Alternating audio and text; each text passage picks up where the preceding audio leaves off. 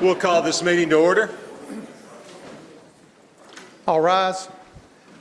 Oh, yes, yes, yes. This county commission meeting of Sumner County is now open pursuant to adjournment. God bless this country and this honorable commission. Mr. Chairman. Thank you, Mr. Weatherford. Is Bishop Michael Clark here tonight? All right, let's bow our heads. Lord, we thank you for this evening and for this time together. We are thankful for the young men and women that we'll honor tonight. Lord, we thank you for their gifts and graces and for the way that they have exemplified all that we are proud of in Sumner County. We pray that you will bless over us as we deliberate tonight, O Lord. May we do so with wisdom beyond our own, strength beyond our own, and may we keep in mind the goodness that comes from serving you and serving our county. Bless us tonight. In your precious name we pray. Amen. I pledge allegiance to the flag of the United States of America and to the republic for which it stands, one nation, under God, indivisible, with liberty and justice for all.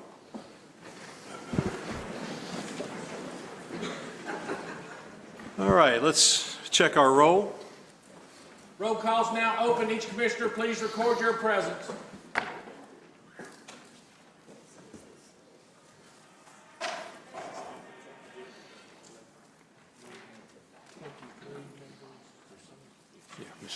DeWitt's out. Okay, thank you, Mr. Kemp. 23 members present. All right, you have on your table your regular and consent agenda. I would like to pull 1907-17 from the consent agenda about Branham Road at the request of the road superintendent. What? Be brought back next month. Be brought back next month. Commissioner Chris Taylor. Yes, sir. In light of, we had hoped in talking with Mr. Isabel over the previous months that we would get a number today, not necessarily the certified number, but a number we could use to go forward with through the process. We haven't gotten it yet through no fault of John's. He's been fantastic working with the budget committee and helping us. With that in mind, we'd like to pull all items of the budget and just to have them pick up next month. With everybody understanding this caveat, two things. Statutorily, we're supposed to be done by July 31st, and the state has already called Mr. Long twice wanting to know where our budget is. So we can't keep putting this off with the continuation. And two, there is some negative impact from doing this. It's going to be to some of the elected officials and department heads that are waiting for some of the additional resources they're going to have. Judge Howard with unfunded mandates through the state and ambulance service, some different things. But just until then, we know that we should get a number. We're hoping by August, but for everybody in the room to understand, if we don't get that number in August, we're going to have to pass a budget in August. We don't have any way around that. So we can wait at least one more month. And okay, that's it, yes, sir. Mr. Taylor, which items off the budget committee are you wanting to pull? It'll need to be. Mr. Chris Taylor. It'll need to be everything related to the budget. There's, I think, 2 items afterwards that say pending budget approval. Those will also need to be pulled since the budget won't be approved.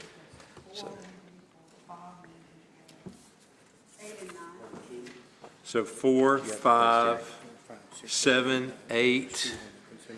All right, 4, yeah. 9 on the consent.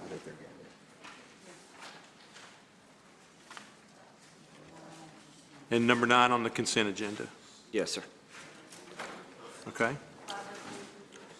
So we'll be pulling 1907-04, 1907-05, 1907-07, 1907-08 off the Budget Committee report, and 1907-09 off the consent agenda.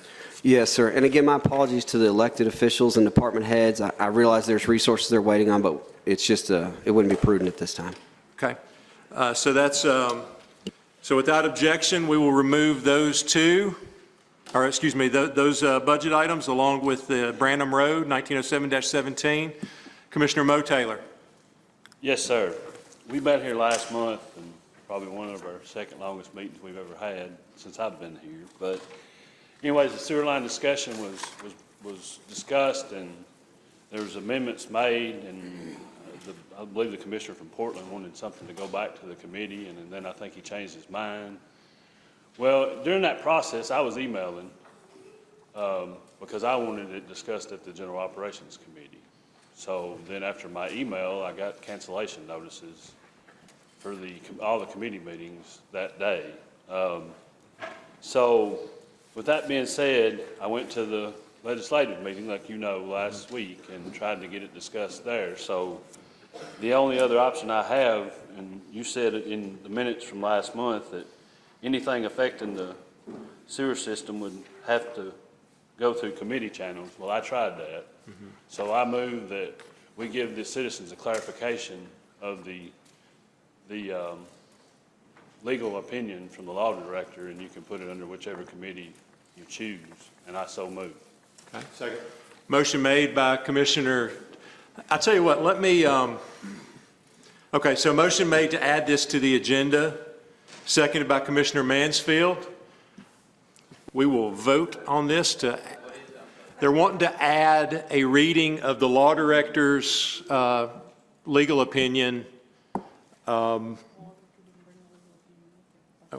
Okay.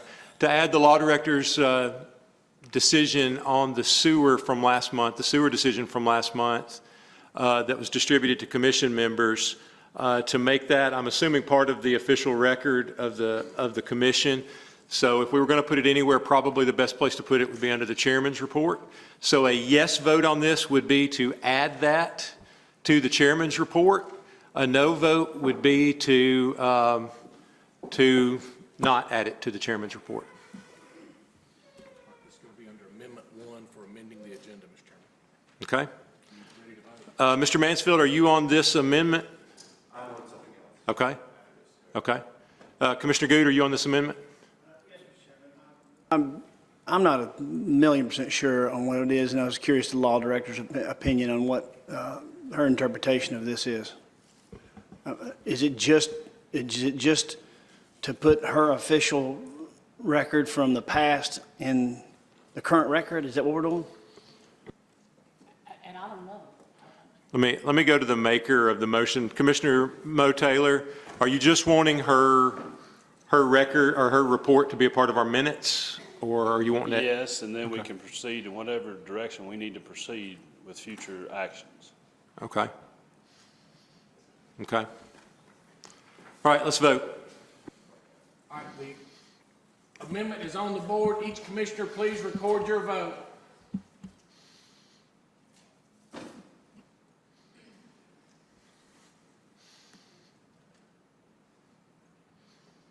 $23 votes are entered. Is anyone not voting? Anyone wishing to change your vote? With 17 affirmative votes, the amendment to amend the agenda is approved. Has the necessary 2/3 vote. If you get it, I'll read it. Okay, we'll add that as number 6 on the report of the chair as law director's opinion.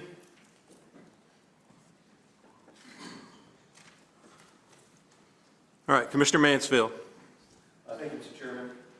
I also wanted to add something to the agenda, or let's vote on that, as basically I'd written a resolution requesting that on behalf of the citizens after last month that we as a county body would never try to condemn their property for a greenway or walking path or bike trails going along Upper Station Camp Creek Road. And so I wrote this resolution and would like to see that on behalf of the citizens as a matter of official record.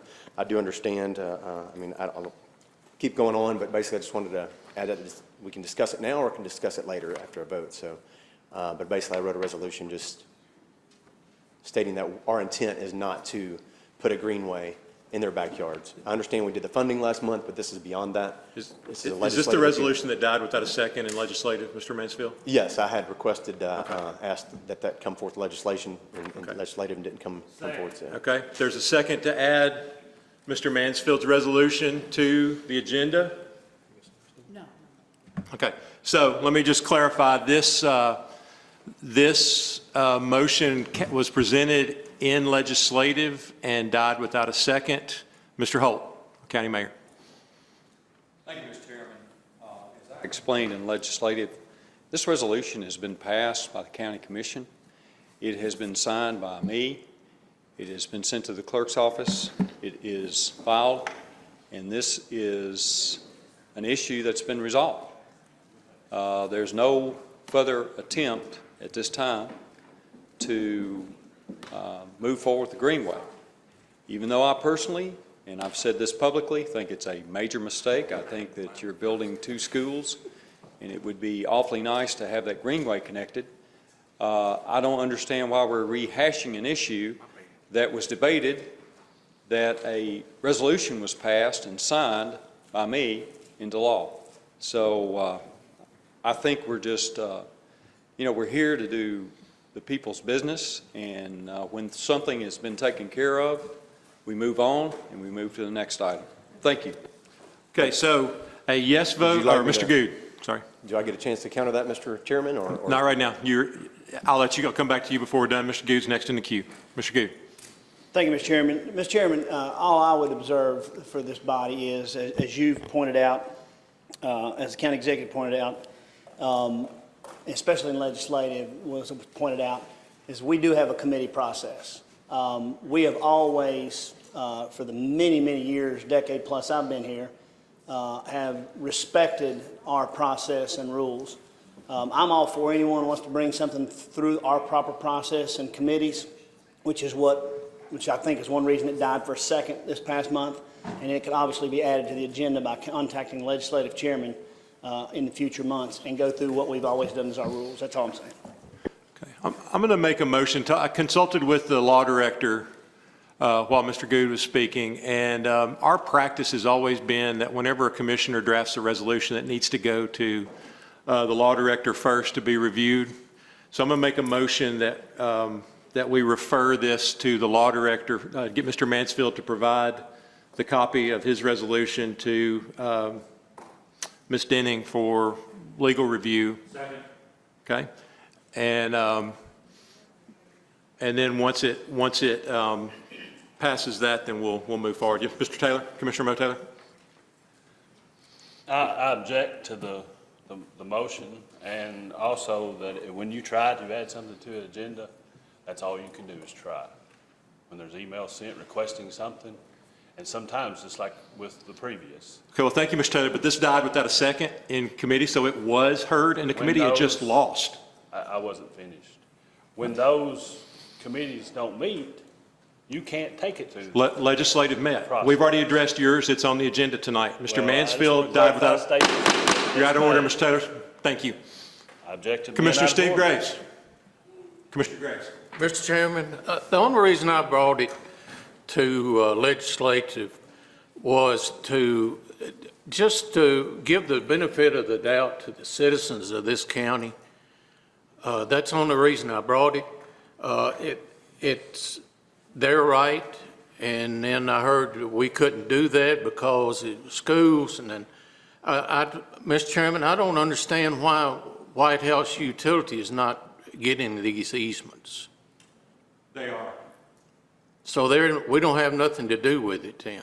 What we did, I'll ask the law director to clarify if I misspeak, but what we do is we draft the language of the easements. So what we have done in the easement last month is a very restrictive easement only for sewer.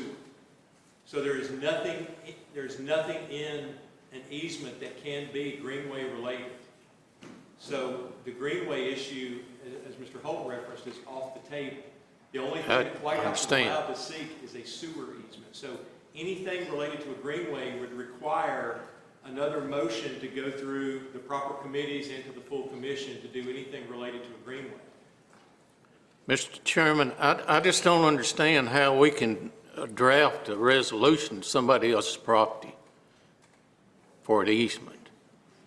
We're not. We're drafting the resolution for what we can seek out through an easement to go through the proper channels. Mr. Chairman, so you're saying then that the White House Utility will be the one that's getting the easements? Yes, sir. If they don't agree to the easement, they'll be the one doing it? Yes, but all White House can do is seek a sewer easement, no other kind of easement on the resolution we passed last month. I understand that, Mr. Chairman. I just don't understand how that no other option was looked at evidently. They give us some numbers, but they didn't look at any the other about putting it on a county that property that we already have, or even looking at all the thing I heard was the step systems is higher. Well, we don't know that because we never seen no numbers on it. And I think to go back to the law director's opinion that went out last month is that the way that the money was funded to the school system when we did the bond resolution is no different than if we give the road superintendent or Mr. Weatherford something, we allocate the money to them. We don't dictate whether they buy Fords or Chevrolets. What we put in the resolution, the bond resolution to go to the school board for the new school was that essentially gave them the control to decide through the engineering process what was the best way to run the sewer lines. Mr. Chairman, wouldn't that be in the best interest of the citizens that we do it the maybe best and cheapest way? I think if moving forward, if we want to include that in bond resolutions for any of the government institutions that we fund as funding partner, I think that would be possible. Well, I'm just saying it's not what was in what we passed in November. am I right, Mr. Chairman, on the $3 million figure, and that's for roads, water, and sewer? I would have to I'd have to ask the finance director about that. I think that's right, but I think it's about $3 million. Yes, sir. It was $3 million was for the water, sewer, and road up to the school off the campus. $3 million for the water, sewer, and road. And that's just an estimate? That was the That's amount. Two other funding sources, It can't go 2.4 above million that. as well. I really feel like Mr. Griggs, I feel like we've moved way beyond the amendment that we have. I'm gonna move on. Mr. Hyde, are you on the amendment? Okay. Mr. Hyde? In regard to the amendment, I want a clarification before I vote. Yes, sir. I heard the county executive say, at this time, it's off the table. Will it be off the table for good? Can we be assured of that?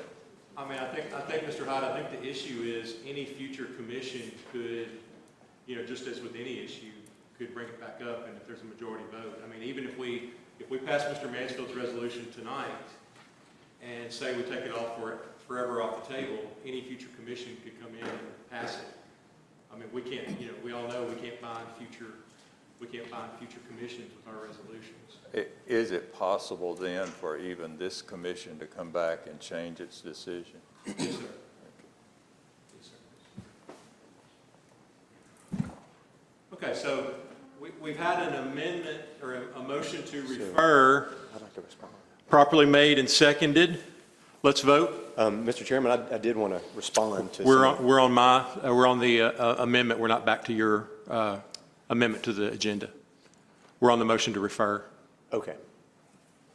So a yes vote is to refer, to allow the law director to review the resolution, and then to assign it to the proper committee.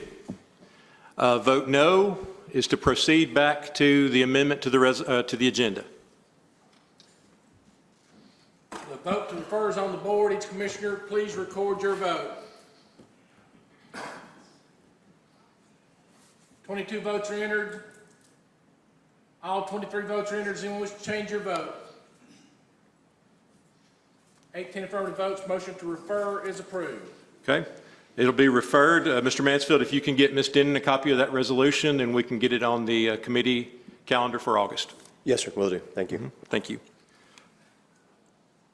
All right, I see no one else in the queue for the agenda.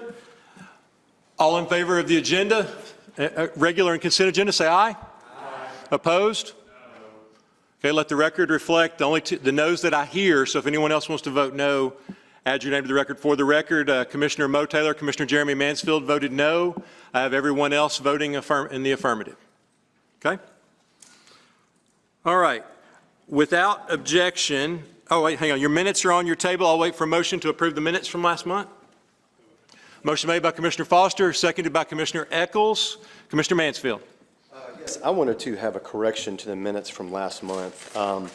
A citizen pointed this out to me that I guess I had a point of order called on me saying that I had called officials liars, which actually was incorrect. I never did say that, and so I just wanted to see if that can be corrected, or know what the process is for that. Is it actually, that's probably not even in the minutes? It is, actually. That's the Okay. only reason I brought it up. Okay, So what it's- what page are you on, Mr. Mansfield? I guess mine says 109 at the bottom of it in the minute book. So that's the only reason I just called attention to that, Mr. Chairman. Do you remember what your exact language was, Mr. Mansfield? I just said the citizens felt lied to, and I was accused of saying liars, or accused of saying kind of, All right, people are liars. So- without objection, we'll make that change. Changing it from liars to lied to, the citizens felt lied to. Does that capture it, Mr. Mansfield? Essentially, yes, sir. Okay. All right. Motion's been made and properly seconded. All in favor say aye. Aye. Opposed? Motion passes unanimously. All right, without objection, I am going to move our certificates of recognition to before public comments. And I'm going to ask her, your veteran service report has not been received. We will, oh, I take it back. I take it back. Cherish your veteran service report. It's on your desk. Enjoy it. Okay? Certificates of recognition. I think if we can have Mr. Hyde, Mr. Ring, Ms. Eccles, Ms. Tucker, and Ms. Kruger come forward. We have several recognitions tonight for Merrill Hyde Magnet School, and we're going to get everybody up at once, and we'll go through our recognitions and celebrate their accomplishments. Mr. Hyde. First of all, I would like to have the Magnet School academic team to come forward, please, and their coach.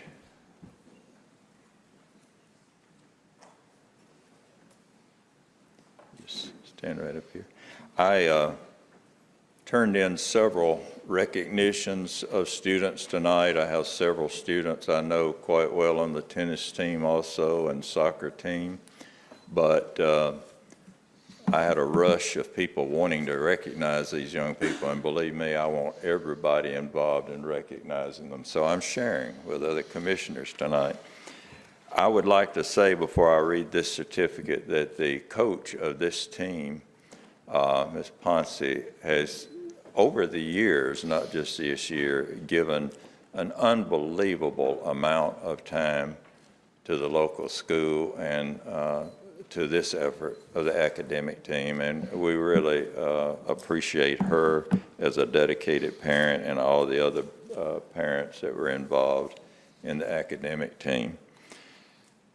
Whereas the Merrill Hyde Magnet School academic team has had many accomplishments this year and successfully competed in an A and B team both locally and nationally, and whereas the A team members won both the county and the state tournaments, competed at the NAQT Small Schools National Tournament in Chicago, where they placed 7th in the open division, and attended the National High School Tournament, where they ranked in the top third of a competing 336 schools.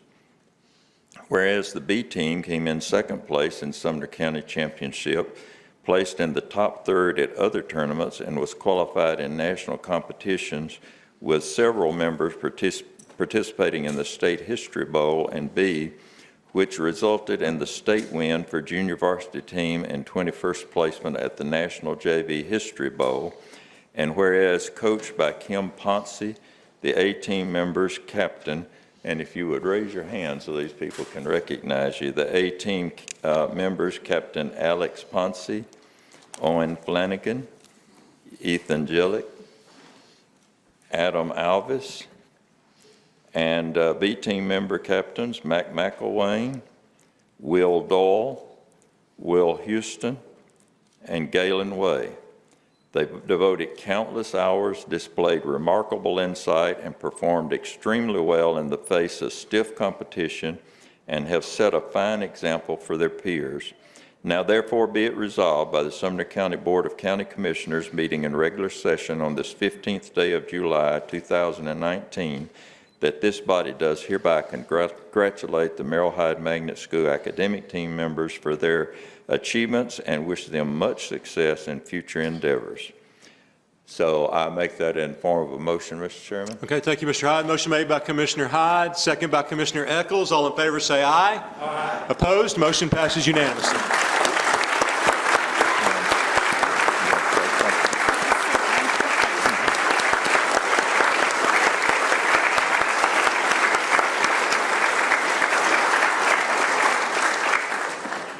This is the shortest I'll ever be.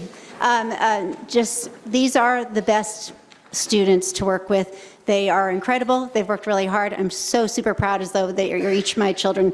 Only one is actually my child, but I care about all of them the same. Thank you so much for this. Did we get a picture, Holly?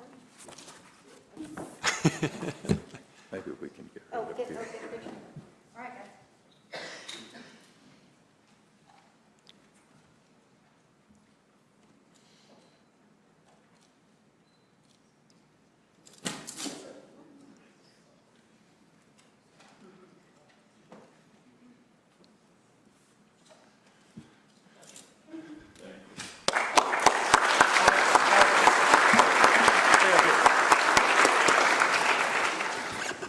Commissioner Ring. Last month, when we recognized the valedictorians, the Ponce family was out of town, so I would like to read this resolution recognizing Alex Ponce. The Sumner County Board of County Commissioners, meeting on this regular session on this day, the 15th of July, 2019, does hereby honor and commend Alex Ponce, valedictorian of the 2019 graduating class of Merrill Hyde Magnet School. Congratulations. Motion made by Commissioner Ring, seconded by Commissioner Eccles. All in favor say aye. Opposed? Motion passes unanimously.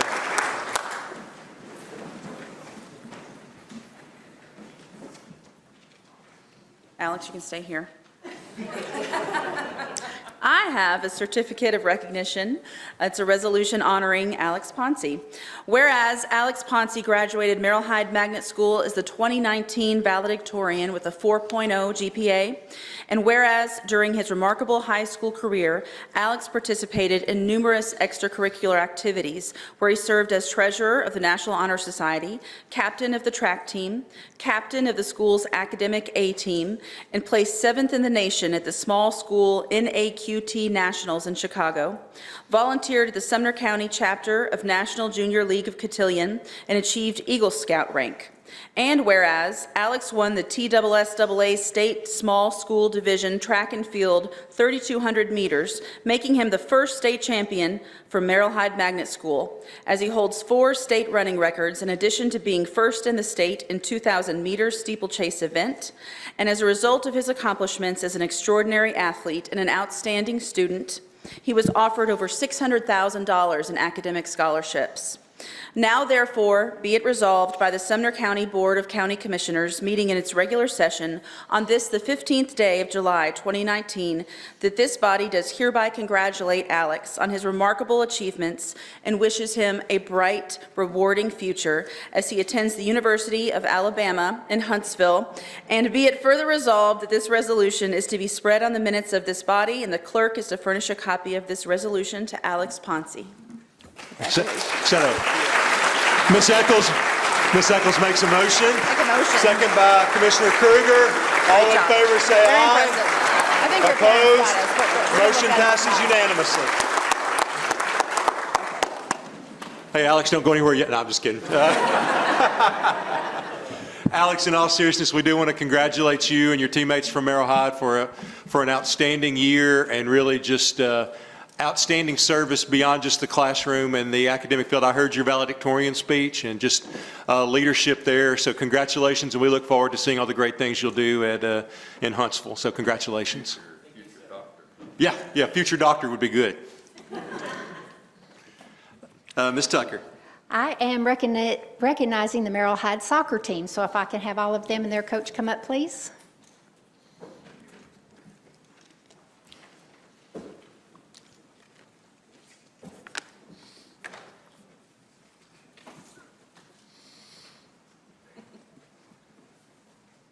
Some of y'all can come over here.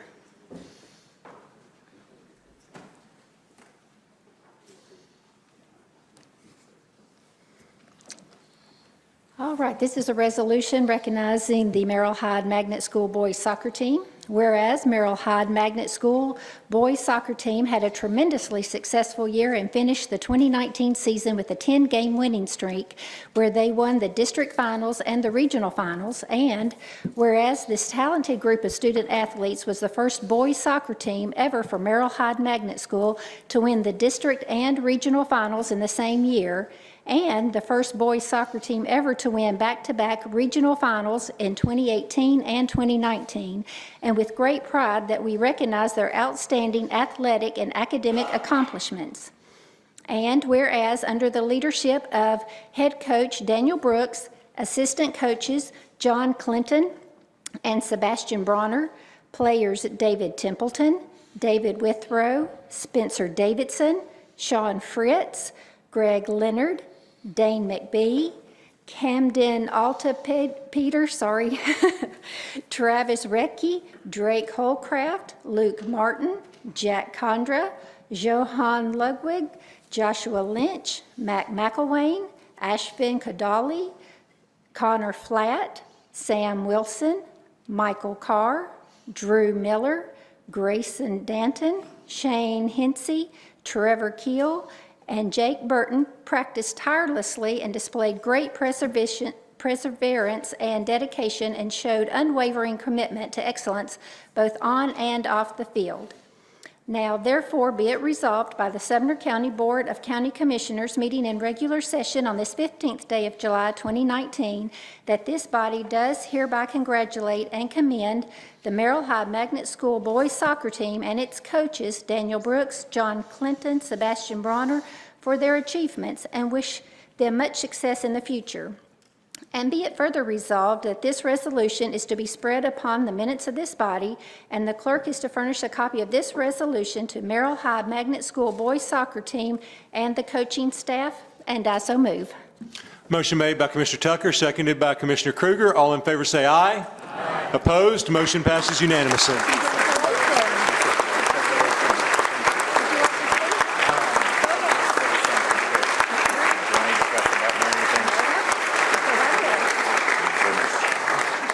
I just want to say thank y'all so much for this acknowledgement. It means so much to the team and myself and all the coaches. And it just goes to these boys, though.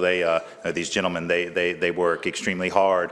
And I'm just really proud of them. And they're just a great representation of the school and Sumner County. So thank y'all again. We really appreciate it. Thank you and congratulations.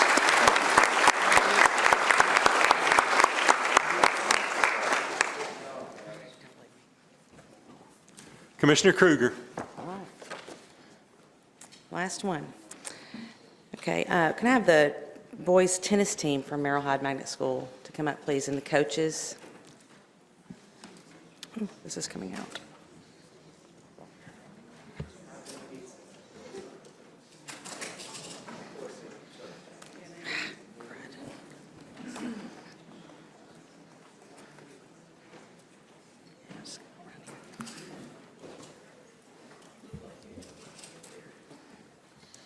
Any overlaps? Coaches?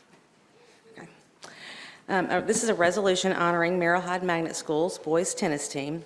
Whereas in 2019, Merrill Hyde Magnet School boys tennis team had its best year in program history. The boys were undefeated in district and regional play, advanced to the state quarterfinals where they defeated Columbia Academy 4-0, to advance to the state championship tournament at the Spring Fling in Murfreesboro for the first time in school history. And whereas these young athletes worked very hard throughout the course of the season, showed outstanding dedication, demonstrated excellent sportsmanship at all times, and performed extremely well in the classroom as well as other extracurricular activities, including youth in government and DECA, and individually swept the district and regional singles and doubles titles. Whereas under the leadership of Coach Colton Jones, freshman Grant Koch, Jesse Thomas, and Michael C., sophomores Joshua Rodriguez, Joseph Rodriguez, and Trey Brown, seniors Sean Gonzalez and Campbell Coons represented their school in Sumner County well, and as a result of their hard work and dedication, Merrill Hyde Magnet School was one of the only was one of only a few schools in any classification with participants at the state championship in team, singles, and doubles tournaments. Now therefore be it resolved by the Sumner County Board of County Commissioners meeting in this regular session on this 15th day of July 2019 that this body does hereby congratulate and commend the Merrill Hyde Magnet School boys tennis team and its coach, Colton Jones, for their achievements and wishes them much success in the future. And be it further resolved that this resolution is to be spread upon the minutes of this body, and the clerk is to furnish a copy of this resolution to the Merrill Hyde Magnet School boys tennis team and coach, Colton Jones. And I so move. Motion made by Commissioner Kruger, seconded by Commissioner Tucker. All in favor say aye. Aye. Opposed? Motion passes unanimously.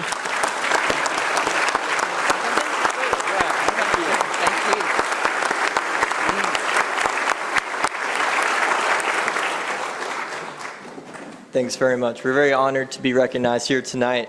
I just want to say that from the get-go in February, it's pretty cold outside. It's not really tennis weather. It's pretty rainy. These kids were out there. You might have seen them off in front of campus running sprints in the mud, doing more work than what most people would think a high school tennis team would do. And any success that they've had this year is completely because of their hard work and their focus. And we'll see what we can do next year. Thank you very much. Congratulations.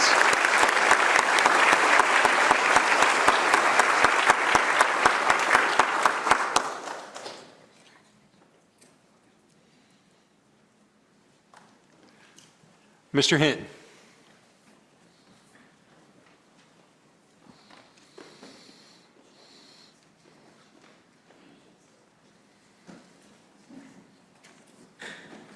Maybe I'll let you ask Mr. Driver to come up since he teaches at Portland. Okay. Mr. Driver, Mr. Commendant, if y'all would like to come up.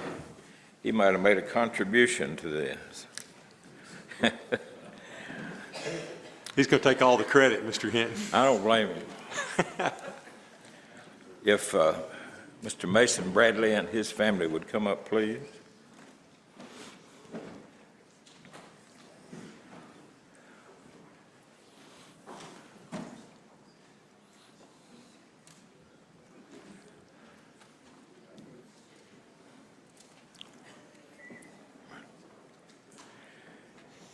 As you might suspect, I've not had much exposure to the National Merit Scholarship. So if I mispronounce some words, well, that's quite all right. You let me off the hook with that. But we have a certificate of recognition. I did find out to be eligible for the National Merit Scholarship, there's only a top 1% of students in each state, and you must take the PSAT and the NMSQT in October of your junior year and score high enough on that to be put in the category of national merit contenders. Certificate of recognition, a resolution honoring Mason Bradley, whereas Mason Bradley, through his commitment to academic excellence, diligence, and motivation, has been named a National Merit Scholarship finalist, the only Sumner County High School student to receive this prestigious academic honor for 2019. And whereas Mason was named a semifinalist after he scored within the top 1% of students on the PSAT and excelled in numerous competitions on the state and regional level, and now that he has made finalist, he is waiting to see if he is awarded a National Merit Scholarship title. And whereas during this remarkable high school career, Mason was an officer of the National Honor Society and Beta Club, where he participated in many hours of community service, served on the Student Council as an officer and a treasurer of Middle Tennessee Regional FFA, attended the Tennessee Governor's School for Agricultural Science at UT Martin, and was presented the Gold Key Faculty Award, and whereas Mason has chosen to attend the University of Kentucky, and I'll pause just a minute for that. University of Kentucky, where he was awarded the Patterson Scholarship, a renewable tuition for 4 years, and a housing stipend for 2 years, reserved for National Merit finalists, and will major in biosystems engineering with emphasis in mechanical design structure. Now therefore be it resolved by the Sumner County Board of County Commissioners meeting in its regular session on this, the 15th day of July, 2019, that this body hereby congratulate and commends Mason Bradley for his outstanding accomplishments and wishes him a happy, successful future, and be it further resolved that this resolution is to be spread on the minutes of this body, and the clerk is to furnish a copy of this resolution to Mason Bradley, and I so move. Motion made by Commissioner Hinton, seconded by Commissioner Gomendon. All in favor say aye. Aye. Opposed? Motion passes unanimously.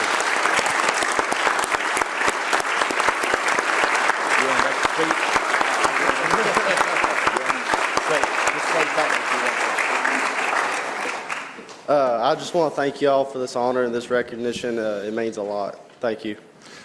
Let me just, oh, go ahead, Mr. Driver, go ahead. No, I'm just going to shake the man's hand. Let me just say, if you don't know what an accomplishment this is, we don't get one of these every year. It's very rare that we get it infrequently, but it means you're in the very top of the nation, not just your school or anything. So congratulations. It's so exciting. We're excited for your future. And, as someone from White House, trading in purple for blue is always a wonderful, wonderful transition.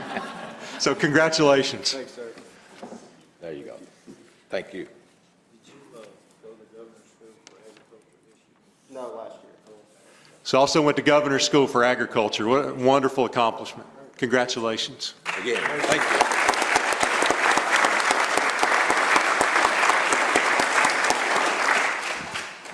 And I want to caution everyone, when the Watergate trials were going on, someone talked about Senator Sam Ervin and said every time he said he was a poor country lawyer, they grabbed their pocketbook. Anytime Mr. Hinton tries to diminish his intelligence, just watch out. He's a...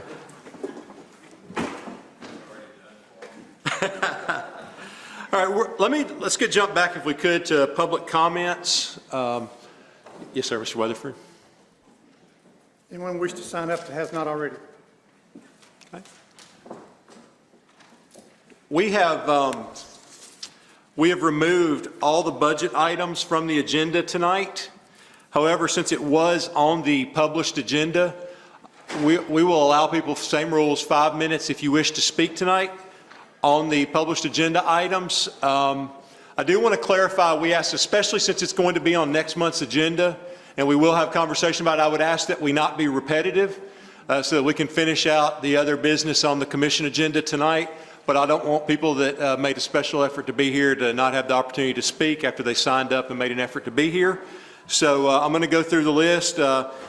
If you speak tonight, you're certainly free to sign up next month and speak again. If you want to save your comments for next month when we actually vote on the budget, hopefully, then you're welcome to do that as well. So all I'll do is I'll go through the names, and if you don't want to speak, if you'll just let me know, then we'll move to the next name. Mr. Chris Newton. I'll hold off to next month. Yes, sir. Thank you, Mr. Newton.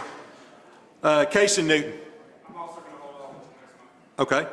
Okay. David Deere. I'll go ahead and speak. Yes, sir. All right. David Deere from 805 East Main from Gallatin, Tennessee. Mr. Deere, you'll have 5 minutes to speak. Okay. We ask our rules are such, and let me just clarify, I should have said this at the start, I'm not just directing these comments to Mr. Deere, but to everyone who will speak. Our rules are such that we ask, I mentioned already, not to be repetitive. We also ask that comments are directed to the chair. It's not a question and answer session to individual commissioners, but also that we ask that no other citizens, including elected officials, are demeaned in any way. So, Mr. Deere, Mr. Kemp will give you 5 minutes. He will give you a 1 minute warning. Thank you very much. Yes, sir. Thank you, Mr. Chairman, members of the commission, the public. I wanted to come here and speak not necessarily on the budget, but it was really more on revenue generation. I came here in February 25th meeting, and most everyone here was commission. It's quiet. There was no one in the room. And the reason that I came is that time was they were going to be voting on the bonds for the $104 million school project, which was appropriated in November. The Standard & Poor's report on there, and they were also going to be voting on the architect for the $100 million Justice Center that they have yet to approve. And the purpose that I wanted to come was not to discuss those items. You've got committees, you've got people that are looking at this. Mine was really to look at revenue generation. And by that I mean Nashville is in the top 5 cities in America right now in terms of the real estate market. We are officially in a bubble, and I've lived in a lot of different places, and when bubbles burst, they do not come down 10 or 12%. They go up 100% in 5 years, they come down 30, 40%. And we're spending right now at a rate that I'm not sure anticipates that bubble. And the point that I wanted to make is that most areas in the country, when you get into the real estate bubble, where you have so many people moving into a community, and the infrastructure which is required for that, most of you can't remember Proposition 13 in California back in 1978. But the basis of that was so many people were moving there, and they were having to raise property taxes valuations so high that it was forcing long-time residents out of their home. And of course, what happened in California, where you can't do it here, is that you had a state constitutional amendment which limited to the government to raise your property values by 1% per year. That passed, and it threw a brick through the windshield of a lot of planning organizations for state government and for municipal as well as county. And one of the ways that they did this, of course, is what is driving this, of course, is new growth. And one of the things that you can do this is new building construction, in particular residential construction, because let's face it, 65, 70, look at the budget that was on the agenda, look at what proportion of that is going to education. And when that is an obligation, there's no question about it, but how are you going to pay for it? Williamson County, most of you probably are aware, has this type of new property construction. They initiated it in March of 2017 because they were facing $425 million of a building gap over a 5-year period. Almost immediately, developers took them to court. It just so happens when I spoke on February the 25th, that morning, I didn't know it, that morning was the trial. Well, 34 days later, the judge came back with a 50-page opinion, basically issued summary judgment against the developers and in favor of Williamson County. And right now, Williamson County has about $40 million that they have accrued really beginning in October 2017 with full amount. So far, they're not spending it. They just had to raise their taxes down there 2 weeks ago. It's accrued and off to the side, assuming that this is going to go before the Tennessee Supreme Court. The basis of that is silly, in my opinion. But the issue is that the Supreme Court could rule that Williamson County may not be able to spend that money. Very unlikely, but if you go into what was ruled. The point I'm trying to make is right now is that I put forward that we should consider new property development fees. Right now I did a comparison. If you build an average home in Sumner County versus Williamson County, and yes, there's a significant difference in price. You're looking at about 60% higher price in Williamson County than you are here. But the fees associated with building a new home are 4 to 5 times more in Williamson County. Not 70%, 4 to 5 times. A better way of looking at that is the revenue generated for the county is 4 to 5 times less in Sumner County. But the cost of justice centers and the cost of new homes or new schools are pretty much the same. So if you build a new home in Hendersonville, it'll cost about $4,000, all the fees, all the permits, everything associated. Gallatin's about $3,000. You're looking at about $14,000 in Williamson County on average. I brought this up when I was there to members of the different committees here, and they weren't interested. And the only reason why I brought this up again is because the window is open. We've got construction right now. We're doing about 500 homes each quarter, new home application approvals in Sumner County. The difference in prices, but generation of revenue, $1.5 to $2 million versus $6 million, what we could be getting in revenue of the taxes. Thank you, Mr. Deere. Your time's up. Thank you. Yes, sir. Thank you. Kevin Baker.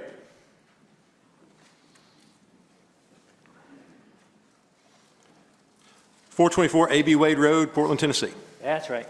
And I'll try to refrain from any one-liners. First of all, last month I talked about that we were going to do a land swap, and it was going to cost us a bunch of money, and I know we're pushing this off to the next month, but again, when you look at the agenda item 190708, when you look at the actual resolution of another $500,000 to lease a building for the the juvenile court. So now we're over $1.3 million to basically swap land. I don't think that's a wise use of our money, but anyhow, that's not why I want to talk, because we're not talking about budgets. I wanted to talk about 190703, approving domains and email policies.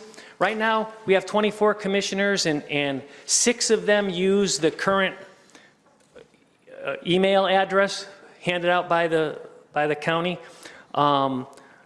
I think this is a good thing. I wish it were a little stronger. I do wish that it mandated that people use it, because at some point we're going to get ourselves in trouble when somebody comes and asks for a records request of somebody using a private email server, and it's going to end up costing this county money in the form of a lawsuit. So I just wish that language were a little stronger, and it forced people, and if people are technically challenged where they need some help, let's provide them. I mean, not everybody provide them with the help. Not everybody is as technically astute as some of us. But regarding the crowd here, this is about as good as it gets. Having surrounded by your friends, all talking about things that are important to all of us, and I appreciate you listening to me. So anyhow, so reconsider that the policy. I think it should mandate people using the county email address, because down the road, mark my words, it's going to get us in trouble if we don't. Thank you. Thank you, Mr. Baker. Mr. John Miller. Yes, sir. Thank you. Ms. Kim Rice.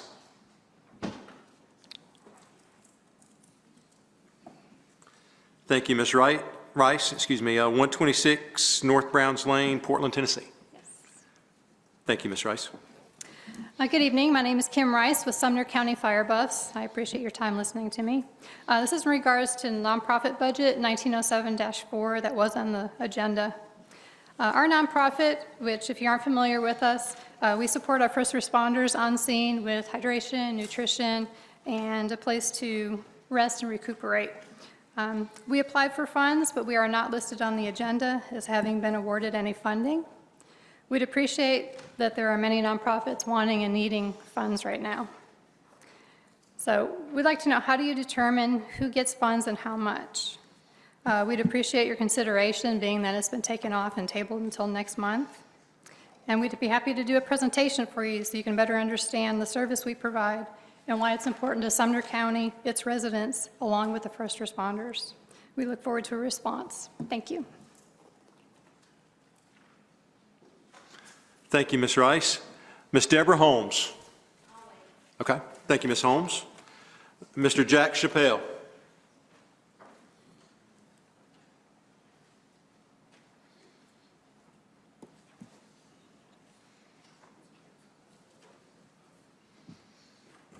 Jack Chappell, 1758 Long Hollow Pike, Gallatin.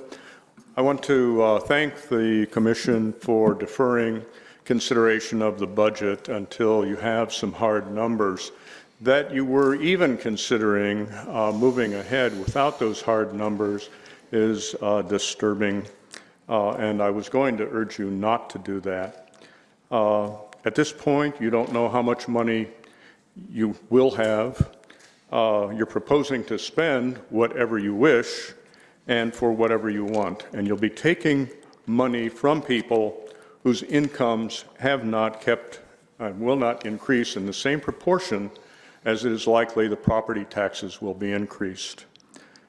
In my particular case, I purchased my property 4 years ago, and when it was reassessed this year, the assessment is 39% higher than I paid for that property 4 years ago. I've not built 22 apartment units on it. I've not developed it in any way. I've kept 4 cows, 2 rescue horses, 1 ancient donkey on it, and that is it for a 39% increase in the valuation of the property. You are putting development costs on the backs of taxpayers whose lives are being fundamentally changed for the worse by the development that is being encouraged. Wise, beneficial development, if it is to come our way, must pay its own way, and so I support the idea of new property development fees. I also wish to address the issue of the Station Camp Creek sewer line. I wonder if people have actually taken the time to boil this down. Mr. Plumlee, that's not on our agenda tonight. That was last month's agenda. There is a reference in the sewer line, condemnation on county property. Yeah, on county property. Okay, go ahead. So, building a sewer line nearly a mile long and building it to the specifications of the White House Utility District, that's what you're doing. It will cost about $2 million to be financed with a bond issue. That means that $2 million is not the limit that you are going to be spending on that sewer line. It is only the beginning because you'll be paying interest on that bond. You're going to then give that sewer line that you have paid for $2 million to the utility district, a gift of public funds to a utility district, to another entity that not only serves a portion of Sumner County, but also serves Robertson and Davidson counties. The utility district is then going to charge you a service fee for using the sewer line that you have paid for and given to them. When the engineer was here at the last meeting, he indicated that that sewer line was over-designed for the capacity of the schools that it was going to serve by a factor of 40%. The sewer line is 40% bigger than it needs to be to serve the school district. The real reason for the sewer line being placed where it is to benefit property owners who wish to be able to sell in the future at an inflated price, and to develop in ways that will hurt the current real estate area, the rural environment that is there. The sewer line and its access route will be in a flood zone and subject to inundation. It will require government condemnation of private property. The sewer line will threaten an endangered species and is unique to this area. The sewer line is built to service properties other than just the schools. A sewer line built to service the schools would cost less, would disturb less of the environment by going up the road or by keeping the treatment on site. And that was nothing that this board was able to consider because it apparently wasn't presented to you. Before one shovel's worth of dirt is turned, you need to consider the universe of things that can be done. I ask that you not create a future that we do not want for people who are not here and only for the financial benefit of land speculators and developers. Thank you. Thank you, sir. Mr. Brad Plumlee, 685 Bug Hollow Road.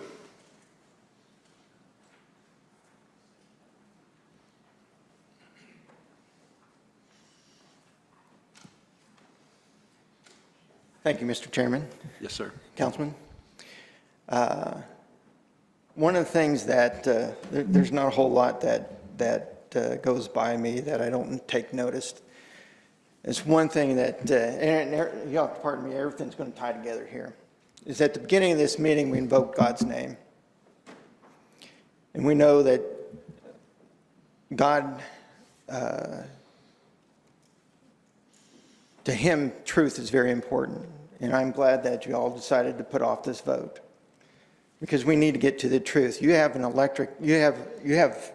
your citizenry out here that's very intelligent and actually presented a whole lot to you. that you need to pay attention to. They're very intelligent people out here, and nothing gets by them. I would like to thank the Baggards for all that they've done for us, for this county, for our fellow citizens. Please consider what you're doing, and let's be truthful about things. You know, when this sewer line, you know, if you would be honest with the people out here and actually let them know what you're planning to do, you'd probably have a lot more people that are going to side with you than not. We want to know, we want to understand what's going on, because I tell you what, from everything that I've heard in the meetings that I've come to, these citizens are really smart, and they do the digging because they care. They care about this county. They care about this community, and they care about you, because we're fellow citizens together. This is our county. We moved here back in 2003 from Houston. And I tell you what, we don't want to build another Houston. It's just a madhouse. We don't need a madhouse. We need legislation that is thoughtful and prepared, and it helps us prepare for the future. We know there's going to be growth. We understand that.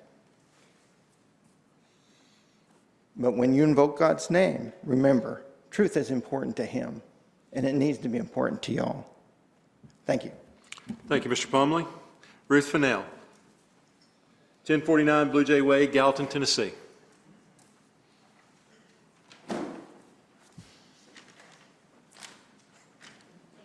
Yes, ma'am.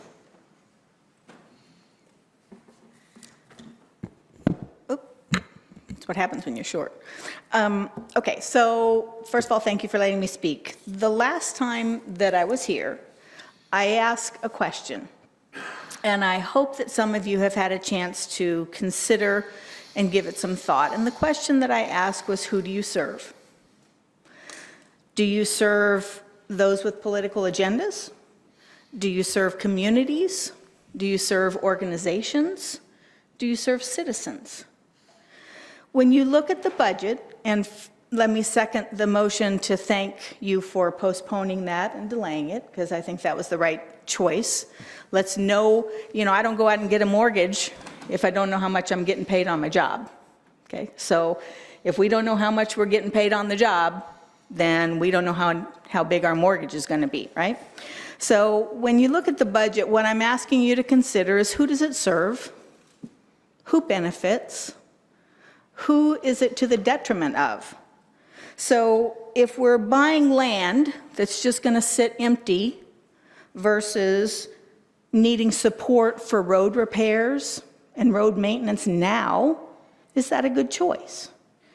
If we're investing thousands and thousands and thousands of dollars in a building we don't own, when this building needs a new $1 million roof, is that a good investment? Who is that serving?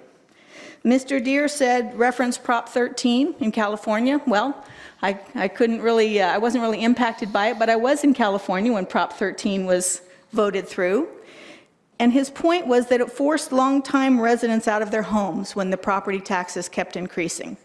When the last increase happened 4 years ago, I had people come up to me and say, and this is basically a quote, well, if they can't afford to live here anymore, they need to move.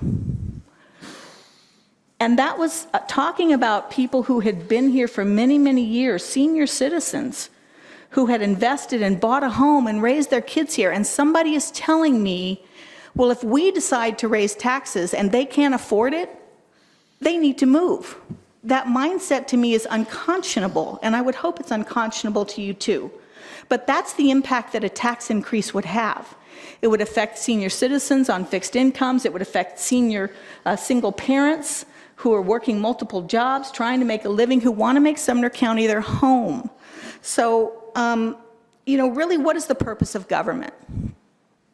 The purpose of government is to serve the citizens. And so I'm asking you, as you go through this budget, please review it again. please look at it with a fine-tooth comb and ask yourself for those different items, who does this serve? Who does this help? I guess this is just important to so many people. You've had people who've taken time from their evenings to be here to show you that they care, and we're going to ask you to care too. So as you look through the budget, and you're going to vote on it next month, look through it again, and with those items, who does it serve? And what does it compare to, and what's it spending the money on? So thank you for your time. Thank you. Ms. Laura Baker.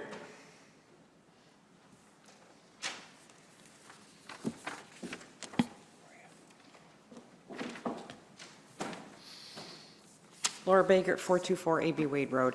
I won't keep you long since we're not going to vote on the budgets tonight. That's what we were going to talk about. But I wanted to thank you for delaying the vote because that's what we were going to ask for tonight. So thank you very much for that. It'll maybe give you some time. I sent you all an email yesterday with some extra information and give you some time to look at that. And as the previous speaker mentioned, we've been told that we want services. Citizens want services. We got to pay for those services, and we have to up our revenue in order to do that. So what kind of services do people want?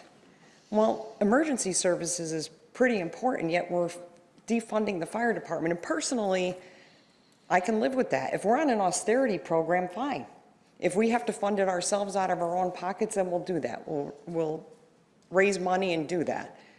But it doesn't seem like we're on an austerity program with a lot of other things we're spending money on. So we need to balance that out, as the previous speaker said. So with that, I'll end. Thank you. Thank you, Ms. Baker. All right, we'll move down to item number 3 under the report of the chair, public hearing on development fees. We'll call this public hearing to order. There's no one signed up to speak on development fees. Mr. Kemp, would you like to read the charge?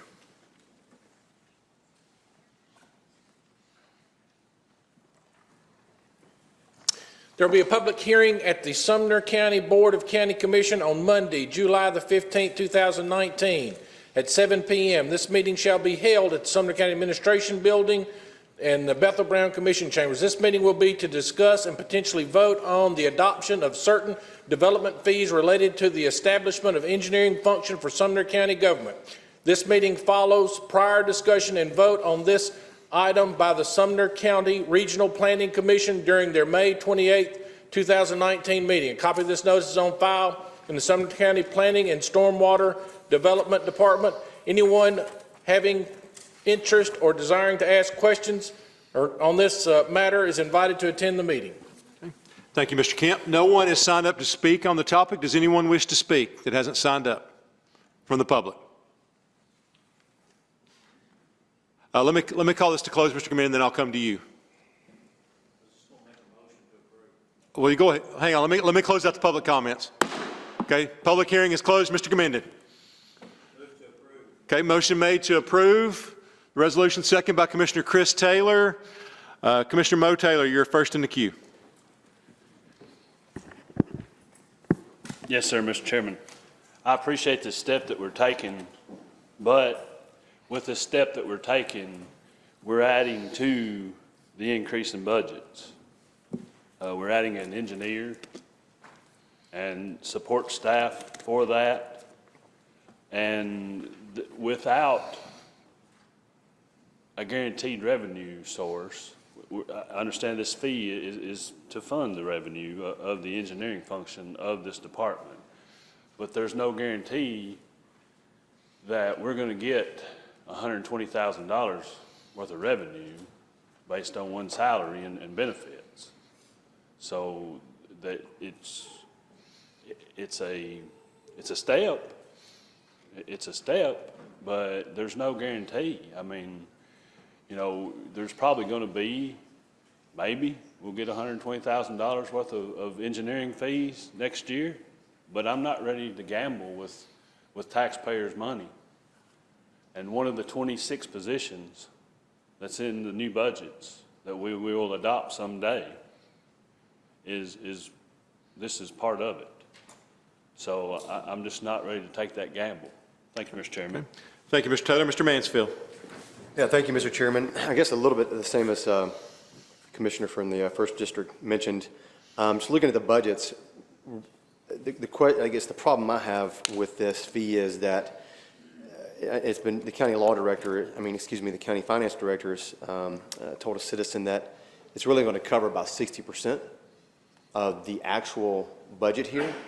And so my question is, why are we charging the taxpayers that extra 40% for this, for new development, essentially, for this position? Why doesn't 100% of this fee cover 100% of a budget if it's necessary or needed? Otherwise, why wouldn't we continue to just have outside engineers that the developers 100% fund and not the taxpayers? And so that's the main problem I have looking at this budget and looking at the increase, is I'm not willing to put the 40% of this cost on the taxpayers when I think 100% of that cost should be on developers.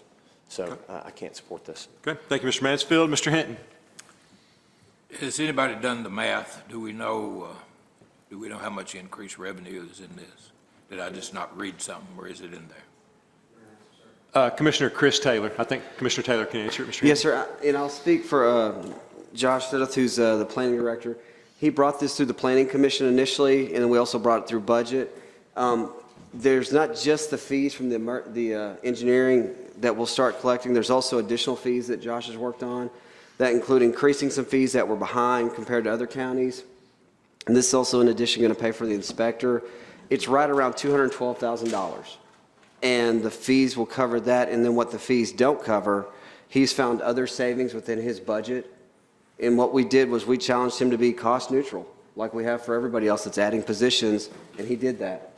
So there may be in the first year a little bit off. It just depends on how long it takes. We've already waited 2 months now to hire the engineer, so it's going to just delay it a little bit longer. But yes, sir, as far as that goes, it was all done as a cost neutral, and it's set up that way.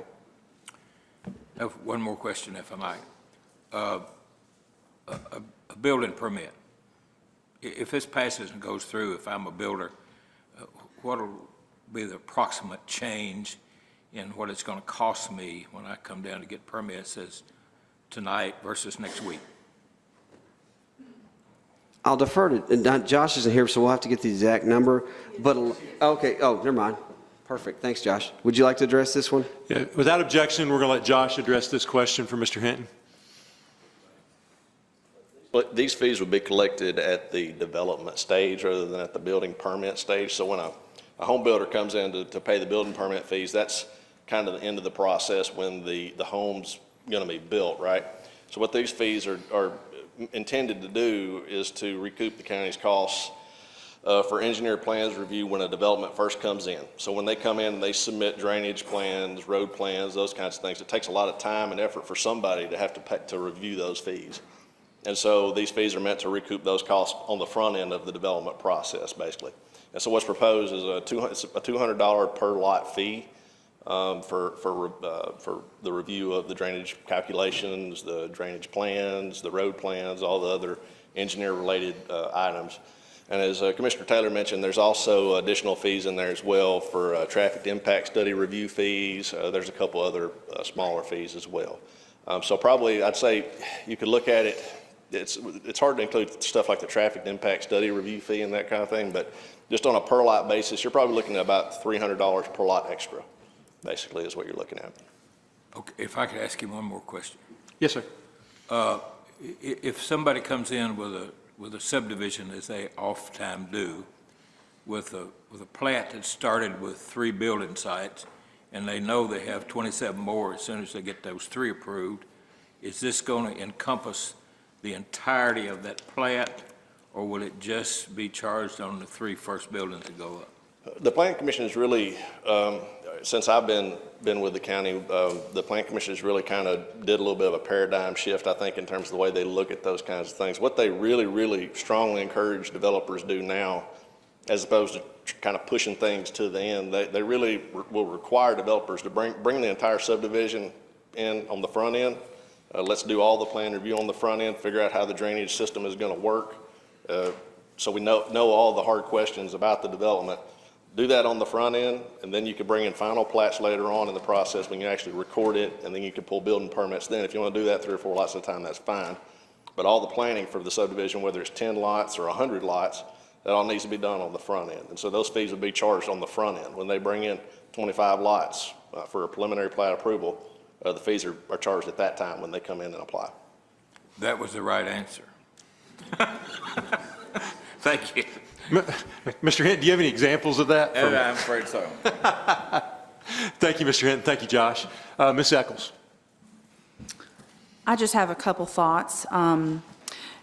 I'm sure no other commissioners have neighborhoods in their districts that cause flooding for other neighborhoods or have to call Josh on a regular basis and consult with him, but I do. So I understand the work that goes into this, and I believe that these positions are going to help support a stronger department that is going to greatly enhance existing citizens' lives, because this happens all over the place, and I think it's really important that we're able to fund this. So I look at it and see, even if the projections are a little bit off and we can't fully fund these positions are important to me personally to fund because of the impact that it's going to have on my existing citizens. And so if we can come up with some way to help recoup at least a good portion of the costs, I'm going to be in favor of it. Okay. Thank you. Thank you, Ms. Eccles. There's no one else in the queue. Let's vote. The resolution is on the board. Each commissioner, please record your vote.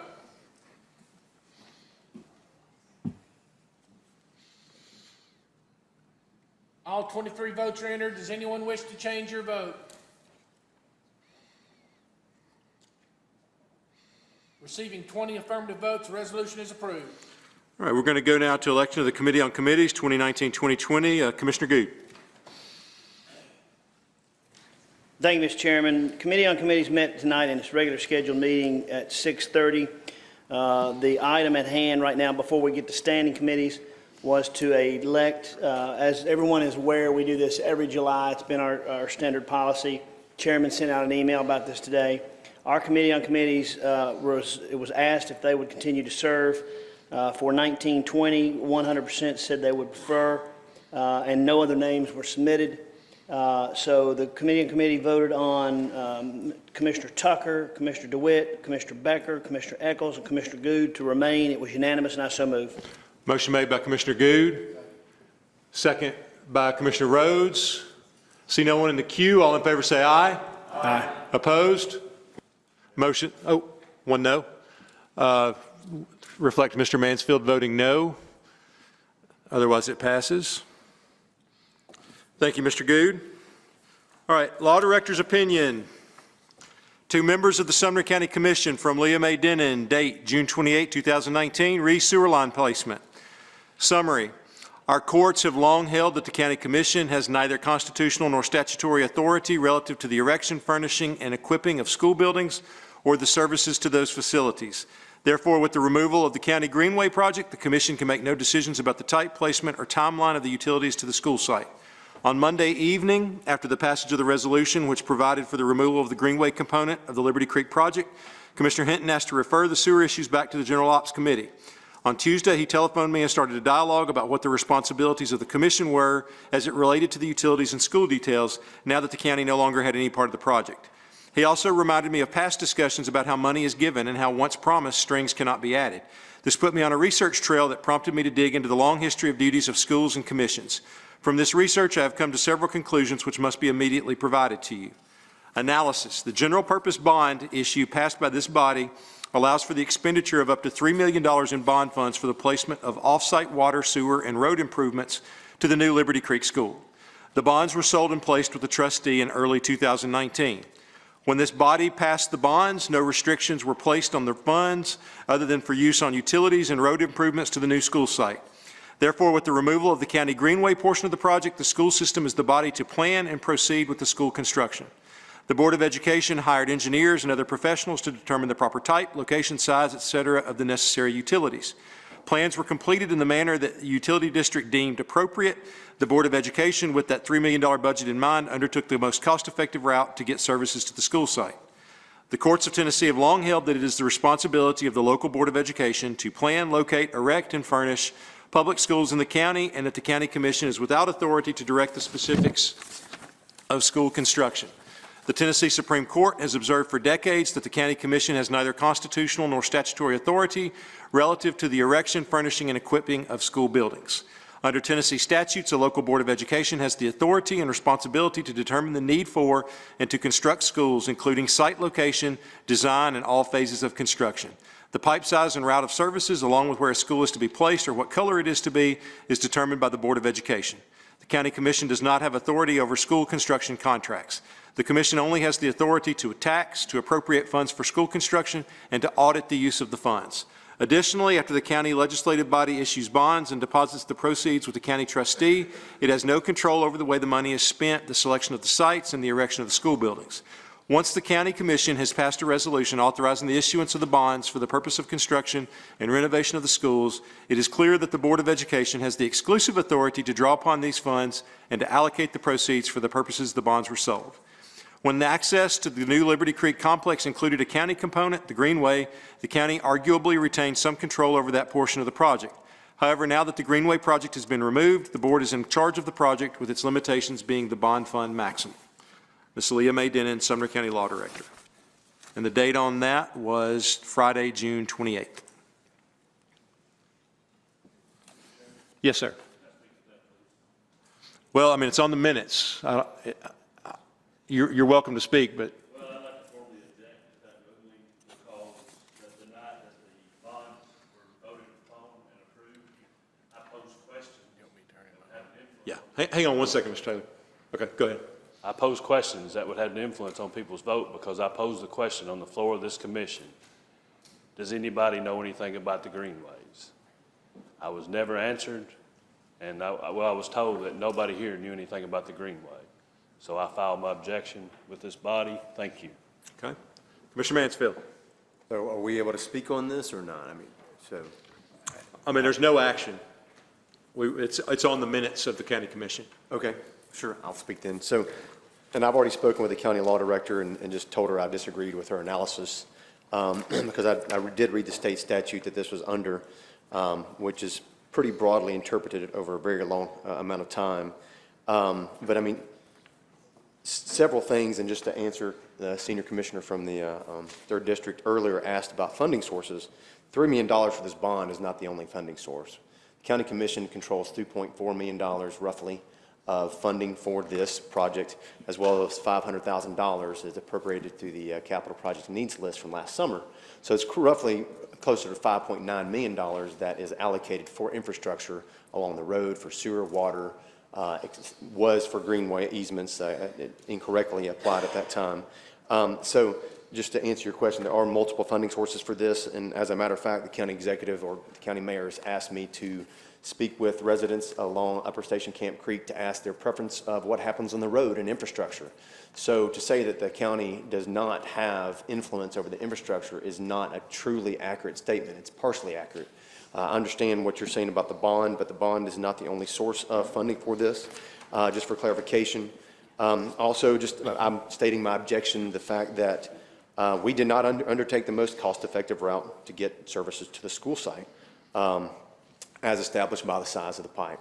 You know, it's definitely been proved and spoken about that the volume for that sewer is roughly, actually, it's closer to 70% volume is for development and 30% for the schools. And so even arguably under that, you could question is that we would not have any kind of authority to talk about that, because if this sewer is for non-school development, if it's for future development up the road and infrastructure. Mr. Mansfield, what's on the floor is the law director's legal opinion. I'd ask you to stick to the legal opinion if you have any objections to it. Well, and that's what I'm doing. I'm objecting to it. So I think what you're doing now is talking about funding sources and things like that, which is not really well, her legal opinion mentions funding sources, and so that's what I'm objecting to. It does. Now you're talking about pipes and things like that, which is not funding.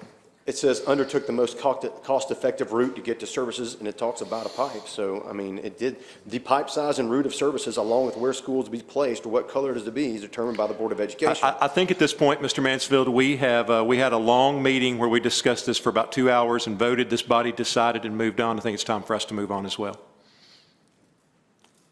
Okay, well, I object to the ruling from the county law director, so I want that to be reflected in the minutes. Sure. Thank you, Mr. Mansfield.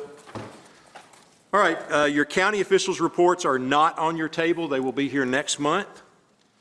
Let's go to, I missed approval of the consent agenda items. Is there a motion to approve our consent agenda items?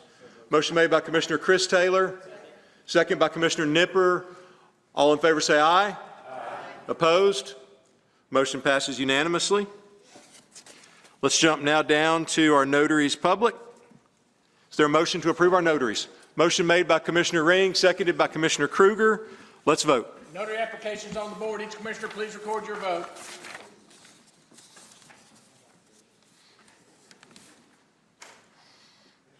$22 votes are entered. Anyone not voting wishing to vote? Anyone wishing to change your vote?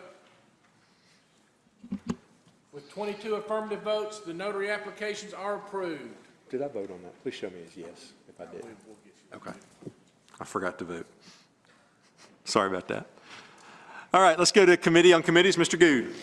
Thank you, Mr. Chairman. Committee on Committees met in its regular session tonight at 6:30, July 15, 2019. The items on the agenda, I apologize. Mr. Landon will be deferred. We're waiting on the City of Gallatin for the but Mr. Young on the Resource Authority was reappointed by Hendersonville. The county mayor agreed. It was on our board. It was unanimous. I so move. Motion made by Commissioner Good, seconded by Commissioner Ring. All in favor say aye. Aye. Opposed? No. Okay, let the record reflect Commissioner Mo Taylor voted no. Otherwise, it's affirmative vote and it passes. Mr. Good. Thank you, Mr. Chairman. Airport Authority Regional appointment from Dennis Cavan, a new year, 5-year term, reappointment by the county mayor. It was unanimous in committee. I so move. Motion made by Commissioner Good, second by Commissioner Eccles. All in favor say aye. Aye. Opposed?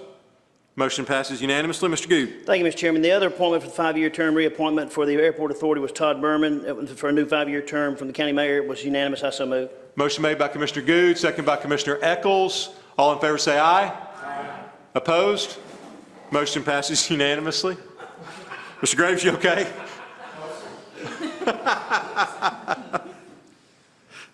Mr. Good. Thank you, Mr. Chairman. There was library appointments from the county mayor, Jackie Wilburn, for a new 3-year term for a reappointment. It was unanimous, and I so move. Motion made by Commissioner Good, second by Commissioner Eccles. All in favor say aye. Aye. Opposed? Motion passes unanimously. Mr. Good. Thank you, Mr. Chairman. Second appointment for the library board, Ronnie Fox, new 3-year term from the county mayor. It was unanimous. I so move. Motion made by Commissioner Good, second by Commissioner Eccles. All in favor say aye. Aye. Opposed? Motion passes unanimously. Mr. Good. Thank you, Mr. Chairman. The Regional Library Board was a reappointment for Shelley Ames for a new 3-year term. It was unanimous. I so move. Motion made by Commissioner Good, second by Commissioner Eccles. See no discussion. All in favor say aye. Aye. Opposed? Motion passes unanimously. Thank you, Mr. Good. Mr. Chairman, if I may, I apologize. I didn't mention this. Everyone has, this is our typical process that we've done for a decade plus, where you have this list on your desk. If you don't, make sure and see Maria or me. You'll remember we redo our committees next month.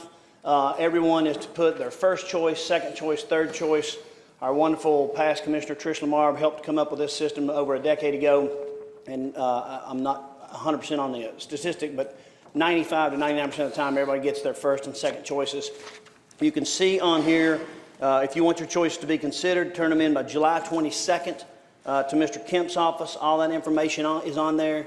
And that's it, Mr. Chairman. Since I'm standing, no report on formal education. Okay. Thank you, Mr. Good. Highway, Mr. Graves. Mr. Chairman. Can you hit that button, Mr. Graves? Yes, sir. I had a little problem with the cramp. Sorry okay. Oh, I'm sorry. No, it's... Do you want us to come back to you? No, I'm good right now. Okay. Thank you, sir, Mr. Chairman.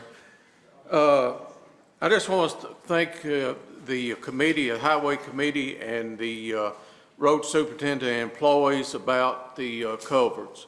I think it'll make more tiles, we call them sometimes.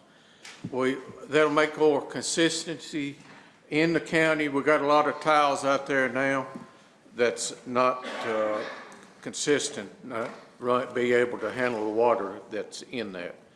On a serious, a little more serious note in that, the highway department, I know the budget committee deferred it. They're in need of more funding, and this is a way, the culvert's a way to get a small amount of money for other needs. But if the budget committee will look to add that to the budget this coming month, to look at that for more money. Thank you, Mr. Chairman. Thank you, Mr. Graves. Mr. Hinton. If Mr. Graves will permit, let me add this comment. We talked about it a great deal. We asked that some of the expenditures be moved, those that can be moved to bond issues. Her fund reserve is getting in bad shape. And one relief for that is if some of the heavy equipment, and I don't know the criteria, it's got to last so many years before you can put it on a bond issue. But if that could be considered, we could provide some relief there that wouldn't necessarily require more tax funds to be shoved in that direction. That'd go to debt service. Okay. Thank you, Mr. Hinton. General Ops, Michelle. Okay. Emergency Services, Ms. Kruger. Okay. Thank you, Ms. Kruger. Legislative, Mr. Ring. Thank you, Mr. Chairman. 190702, granting a sewer easement to White House Utility District on county property. This goes through the Douglas Clark House property is what it's for, and it's no matter what happens with the sewer, they've got to go through that property. So I make a motion. Okay. Motion made by Commissioner Ring, second by Commissioner Kruger. All in favor say aye. Aye. Opposed? Oh, I'm sorry, Mr. Graves. I apologize. That's okay, Mr. Chairman. I just got a question. I know the Douglas Clark House, but does this go to connect to some other sewer line?